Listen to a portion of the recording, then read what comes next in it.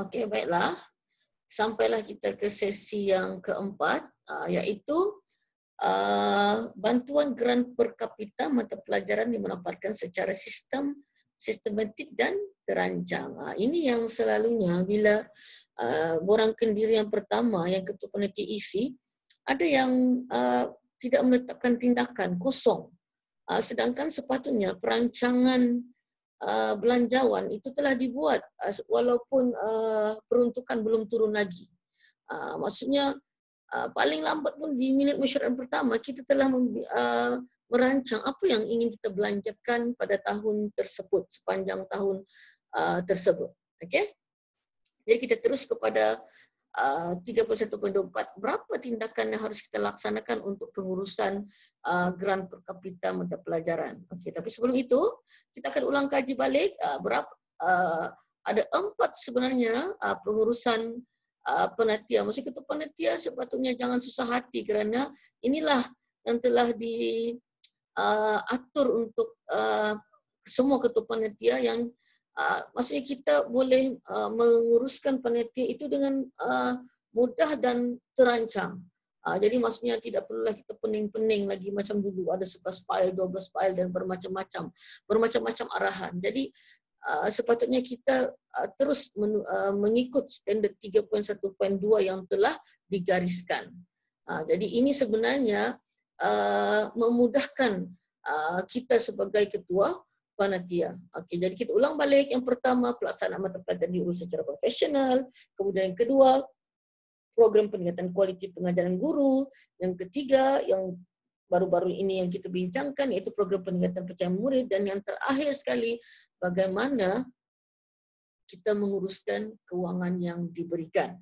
Okey, kita terus kepada standardnya, iaitu tindakan yang kita laksanakan untuk sesi 4 ini sama seperti yang kedua ketiga di mana ada 4 tindakan: merancang perbelanjaan, melaksanakan perbelanjaan, memanfaatkan sumber pendidikan serta merekodkan penerimaan dan penggunaan.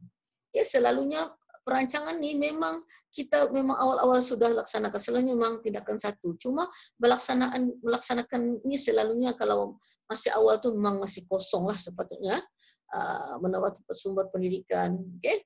Jadi maksudnya tapi merancang ini sepatutnya tindakan kita memang sudah satu daripada awal tahun lagi. Okey, jadi mari kita tengok tahap kualiti. Adakah kita mengikut prosedur? Selalunya tidak masalah, mengikut keperluan kesesuaian secara menyeluruh dan secara berterusan. Maksudnya, adakah kita menggunakan atau kita melaksanakan perbelanjaan itu hanya bulan tertentu pada awal tahun, semester pertama sahaja? Atau kita telah merancang perbelanjaan itu adalah untuk sepanjang tahun, sama seperti sesi yang pertama, kedua dan ketiga. Maksudnya kita harus melakukan perancangan itu adalah untuk secara menyeluruh, maksudnya darjah 4, darjah 5, darjah 6, form 1, form 2, form 3 dan secara berterusan sepanjang tahun. Itu yang sepatutnya dipahami oleh kita untuk bahagian 4 ini. Okey, mari kita tengok eviden untuk bahagian 4 ini. Okey, untuk perancangan, evidennya minit mesyuarat sama, minit mesyuarat bilangan 4 kah atau bilangan pertama kah yang bersesuaian. Belanjawan panitia, maksudnya ini yang jarang dibuat oleh rakan-rakan. Belanjawan ni maksudnya kita buat sebelum duit turun sebenarnya.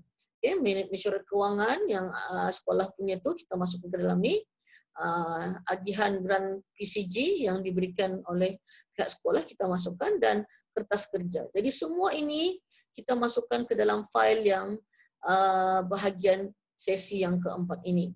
Kemudian melaksanakan perbelanjaan, nota minta kita kena simpan dalam fail, voucher bayaran, pesanan sekolah, ini semua biasa dilaksanakan oleh ketua-ketua panitia. Rumusan perbelanjaan, rekod penerimaan, inventory, okey. Dan kemudian yang ketiga, memanfaatkan sumber pendidikan, rekod penggunaan. Menggunakan apa? Buku log ke atau menggunakan Google Form ke, macam-macam boleh. Ya, yang digunakan oleh rakan guru, dan eviden itu kita letakkan di bahagian yang keempat. Dan yang keempat iaitu merekodkan penerimaan dan penggunaan. itu sama seperti ini. Jadi macam mana kita rekodkan penerimaan inventory dan pemulangan inventory. Jadi semua ini perlukan eviden dan kita laksanakan sepanjang tahun. Contohnya rekod penggunaan inventory. Februari saja ada. Tiba-tiba bulan Mei, Jun, Ogos tiada. Jadi kita tidak layak untuk mendapat 4 untuk bahagian ini. Begitu juga dengan yang lain. Jadi rasanya untuk standard 4 ini begitu very simple. Tapi walau bagaimanapun kalau ada soalan, rakan-rakan boleh bertanya kepada saya dan sekiranya kita ada ruang untuk berjumpa nanti selepas PKP, mungkin kita boleh bincangkan lagi lebih mendalam bersama-sama. Okay?